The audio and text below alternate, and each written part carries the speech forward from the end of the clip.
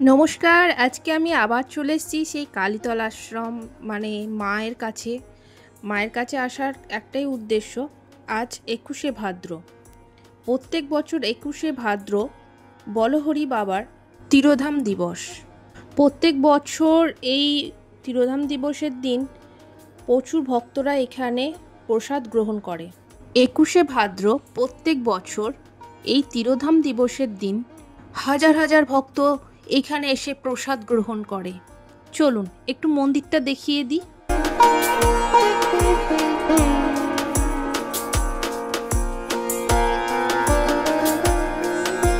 এগুলো কি বলুন তো? এগুলো হচ্ছে আলু। মানে 21শে ভাদ্র এত ভক্ত হয়, সেই জন্য আগের দিন সমস্ত কিছু কাটাকাটি করে ধুয়ে রেখে দেওয়া হচ্ছে।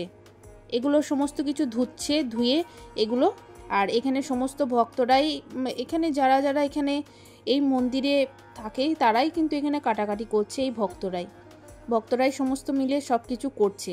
চলুন একটু মন্দিরটা একটু দেখায় ঘুরিয়ে। চলুন এবার রন্ধনশালায় যাই। সেখানে কত রান্না হচ্ছে আমি তো দেখেই অবাক হয়ে গেছি। এটা হচ্ছে 20শে ভাদ্রের রান্না হচ্ছে, 21শে ভাদ্রের রান্না নয়। 20শে ভাদ্রের রাত্রের সমস্ত ভক্তদের রান্না হচ্ছে। 20শে ভাদ্র যেদিন সেদিন রান্না হচ্ছে, আর 21শে ভাদ্র হচ্ছে তিরোধাম দিবস। তো আমি গেছিলাম 20শে ভাদ্র। 21শে ভাদ্র এত ভিড়, মানে ভক্তদের এত ভিড় হয়, সেদিন যাওয়া সম্ভব হয় না। তাই আগের দিন গিয়ে সমস্ত ভিডিওগুলো করে নিয়ে এসেছি। এখানে নাম কীর্তনও হচ্ছে।